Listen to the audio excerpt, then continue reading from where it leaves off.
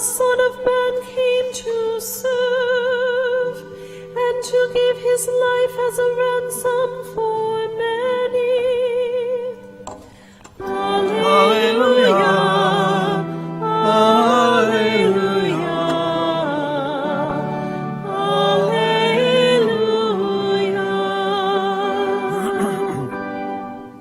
The Lord be with you. A reading from the Holy Gospel according to Mark.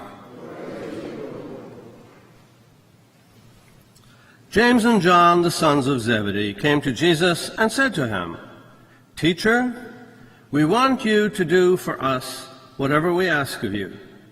He replied, "What do you wish me to do for you?" They answered him, "Grant that in your glory we may sit one at your right and the other at your left." Jesus said to them, "You do not know what you are asking. Can you drink the cup that I drink, or be baptized with the baptism with which I am baptized?" They said to him, "We can." Jesus said to them, "The cup that I drink, you will drink, and the baptism with which I am baptized, you will be baptized. But to sit at my right or my left is not mine to give, but it is for those for whom it has been prepared." When the 10 heard this, they became indignant at James and John.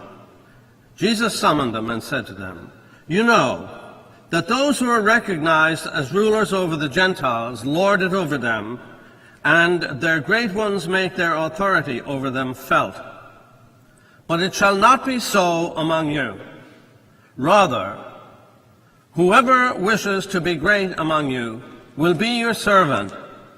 Whoever wishes to be first among you will be the slave of all. For the Son of Man did not come to be served, but to serve, and to give his life as a ransom for many." The Gospel of the Lord.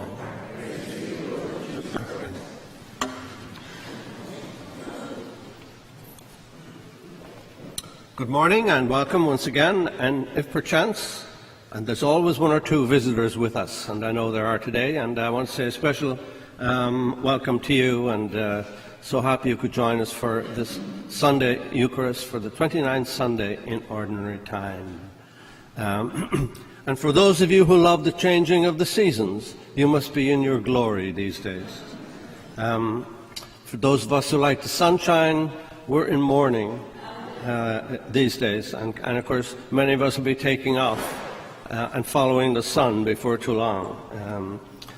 A day like this, or days like these, put all kinds of strange ideas into people's heads, and they start thinking of Florida and places like that. And so it is. But we're here today anyway, thank God, and we will enjoy the brisk air outside and make the most of it. Well now, since I cut back on watching TV, and I have, and since I've cut out altogether the 24-hour so-called news channels, I'm feeling a lot better about this time of the year. Because these days coming up to November, and especially coming up to the middle of November, we always find ourselves smack in the middle of a very nasty season of the year, the election campaign season. And I find nothing more dispiriting, nothing more disappointing and sad, and even at times disgusting, than the sight of people who aspire to be our leaders bad-mouthing each other, calling each other names, and acting like cyber bullies. Occasionally you hear about what they stand for themselves, but most of the time you hear about what their opponent is not. It all leaves you feeling kind of cold. Well, it certainly does to me anyway. And of course, there's something missing, something very important that's missing.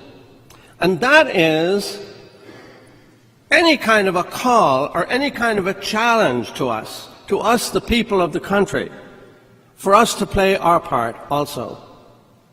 You know, it was Oliver Wendell Holmes during the election of 1884 who spoke the words, I quote, "We pause to recall what our country has done for each of us and ask ourselves what we can do for our country in return." That was part of his pitch in the election of 1884. And of course, President Kennedy stole his thought in 1961 in his inauguration when he asked the American people, "And so, my fellow Americans, ask not what your country can do for you, ask what you can do for your country." You don't hear too much of that kind of talk anymore. I hear political speeches that promise everything and ask for nothing, except, of course, for a vote in November. Now, that makes me suspicious because not even God himself takes a position like that.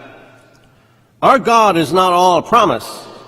He has expectations and demands attached to the promises, always. And when the only question is that is on people's mind is, what's good for me? What's in it for me? We're dealing with what you might describe as arrested development, aren't we? That was the mentality of the disciples in today's gospel. And it was confronted aggressively by Jesus, who pointed out to his infantile followers,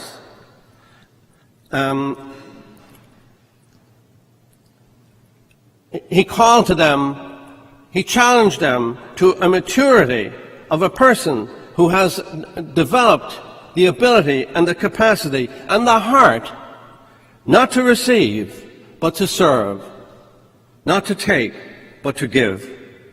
And the basic truth about life is that, of course, we all start our lives out as infants. We're completely dependent on other people. We're dependent upon them for everything, physical needs, emotional needs, even spiritual needs. We learn from those around us. And we only become morally discerning. We only develop character. We only come to know God because others point us in that direction. But most of us do move on from there to a time in life when we can take care of ourselves spiritually as well as physically. We take responsibility for our own survival. And then, hopefully, we move on to the stage of life where we begin to take care of others, not just ourselves. The nurtured becomes the nurturer. The focus is no longer on the handout or the looking to be taken care of. The hand instead is out to help, to serve, and to raise others up. We develop hearts to serve. Hopefully, that is the progression in our lives. A man in his 50s was heard telling his friend, he said, "One of my greatest pleasures in life now, at this stage of my life, is watching my grandchildren rear my children." And his friend said, "Haven't you got that backwards? Isn't it the other way around?" And he said, No, it's not. He said, "I got it right. Those babies are literally compelling their parents to grow up." That makes sense, even to somebody who has no children. Jesus said to his friends, who were developmentally arrested, apparently, "Whoever wishes to become great among you must be your servant, and whoever wishes to be first among you must be the slave of all." This must have been a very startling statement to them that day. But it came from the Son of Man, who declared that he had come not to be served, but to serve, and to give his life as a ransom for many. It has been said that we must help our children and others to redefine what the good life is. We need to let them in on a secret. The good life is not always where it seems to be. It has nothing to do, really, ultimately and fundamentally, it has nothing to do with material things and with power. The good life for a Christian is a life that is given away. Spiritual maturity means getting out of the passive voice, being served, and into the active voice, serving others. The call to serve, Jesus has taught us, is a beckoning away from death itself to life. The greatest joy in the world is reserved for the person who, like Christ, has a heart to serve. Sometimes I wonder, and you can't help but muse, if Jesus came back and if he ran for election in the world and in the society that we live in, would he have any chance, would he have any hope of being elected? I have my doubts, indeed. Amen.